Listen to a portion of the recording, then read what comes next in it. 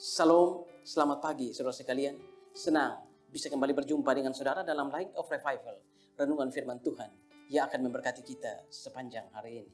Mari kita melihat ayat kita, Yohanes 12 ayat yang kelima dan ketujuh. Mengapa minyak narwastu ini tidak dijual 300 dinar dan uangnya diberikan kepada orang-orang miskin? Maka kata Yesus, biarkanlah dia melakukan hal ini mengingat hari penguburan. Pelayan yang benar. Ketika sebuah keluarga yang memiliki anak-anak 3 atau 4 orang, walaupun ayah dan ibu mereka mengatakan bahwa mereka mengasihi semua anak-anak mereka, tetapi sebenarnya faktanya ada anak-anak yang sangat dikasihi dan anak-anak yang lain kurang dikasihi. Begitu juga dengan Tuhan. Tuhan juga mengasihi anak-anak yang lain dan kurang mengasihi anak-anak yang tidak berkenan, yang tidak benar di hadapan Tuhan. Ayat yang kita baca tadi. Ini adalah cerita ketika Maria mengurapi kaki Yesus. Saudara-saudara, beberapa saat lagi, beberapa hari lagi, Yesus akan mati. Yesus akan naik ke atas kayu salib.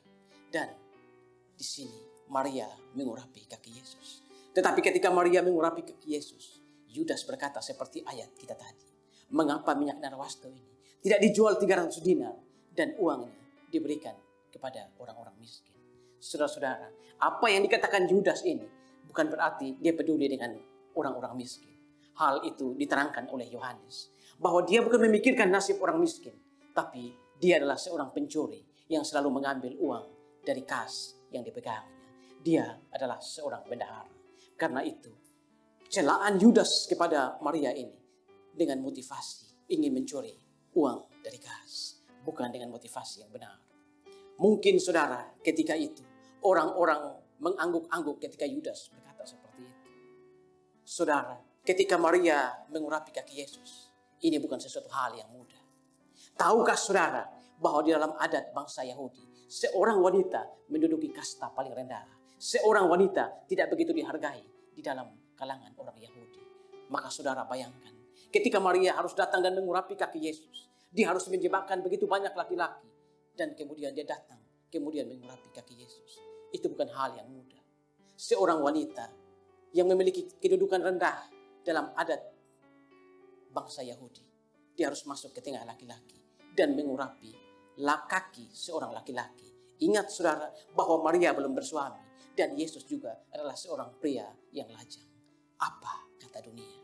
Tapi Maria tidak peduli. Dia melakukannya dengan kasih kepada Tuhan. Saudara-saudara, apa yang dilakukan oleh Maria ini dilihat oleh Yesus sebagai kasih pengorbanan kepada dia. Karena itu, orang-orang mungkin membenarkan apa yang dikatakan oleh Yudas. Tetapi Yesus kemudian membela Maria. Biarkanlah ia melakukan itu untuk mengingat hari penguburan. Saudara-saudara, Tuhan selalu melihat hati dari pelayan-pelayannya. Tuhan selalu melihat hati dari hamba-hambanya. Tuhan sendiri mengatakan kepada Samuel, ketika Samuel mencari seorang raja, Samuel begitu terpikat dengan anak-anak Isai. Tetapi Tuhan berkata, jangan pandang parasnya yang elok, sebab sesungguhnya aku telah menolak dia. Manusia melihat apa yang ada di depan mata, tapi Tuhan melihat hati. Saudara-saudara, karena itu, dalam melayani Tuhan, motivasi kita yang diperhatikan oleh Tuhan. Tuhan tidak melihat hasil. Tuhan tidak melihat apakah engkau gembala besar dengan ratusan ribu jemaat.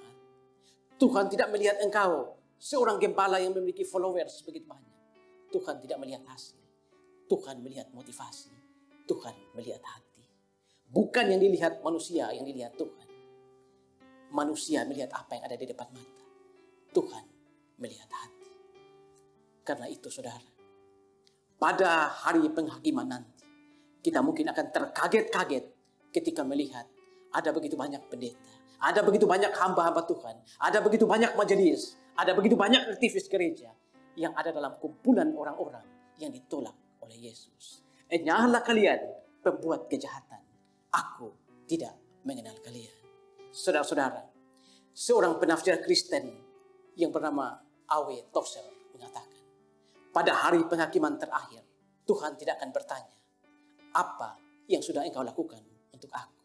Tetapi pada hari penghakiman terakhir, ketika kita berjumpa dengan Tuhan, muka dengan muka, Tuhan akan bertanya pada kita, dengan motivasi apa engkau melakukan pelayanan itu? Saudara-saudara, pada hari penghakiman terakhir nanti, akan banyak orang yang terkaget-kaget. Karena ternyata dalam sekumpulan besar orang itu, ada begitu banyak orang yang ditolak oleh Tuhan. Tuhan tidak menerima mereka. Karena Tuhan melihat hati. Tuhan bukan melihat apa yang ada di depan mata. Saudara-saudara, kalau kita melakukan pelayanan, hati kita, motivasi kita yang dilihat oleh Tuhan. Seperti ketika Maria mengurapi kaki Yesus. Mungkin orang-orang mencela dia. Mungkin dia akan menjadi viral karena dia mengurapi kaki seorang laki-laki. Tetapi Maria tidak peduli. Sebagai orang Kristen, kita pun harus seperti itu. Ketika kita melakukan pelayanan yang benar, ketika kita mengajarkan ajaran yang benar, sekalipun kita dicemooh, sekalipun kita dikatain macam-macam, sekalipun kita dianggap sebagai musuh, jangan berkecil hati. Tuhan Yesus telah memberikan teladan yang luar biasa kepada kita. Ketika dia mati di atas kayu salib untuk menebus dosa saya dan dosa saudara. Tuhan Yesus memberikan teladan kepada kita yang harus kita tiru ketika melayani Tuhan. Bahwa kasih selalu menuntut pengorbanan. Cinta selalu mengandung resiko. Pagi ini, saudara, periksalah motivasi. Periksalah motivasimu dalam melayani Tuhan. Agar Tuhan tidak kecewa dengan pelayanan kita. Karena Tuhan selalu melihat hati. Tuhan bukan melihat apa yang ada di depan mata. Amin. Tuhan, terima kasih untuk firman pagi ini. Kami belajar dari satu kisah ketika Maria mengurapi kaki Yesus. Biarlah kami juga disadarkan dengan firman ini, agar kami mengoreksi hati kami, pelayanan kami kepada Tuhan.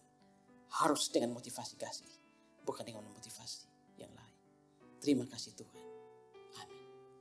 Saudara, saya terus mengajak saudara untuk menjadikan firman Tuhan sebagai pelita dan terang di sepanjang jalan hidup kita. Tuhan memberkati kita semua.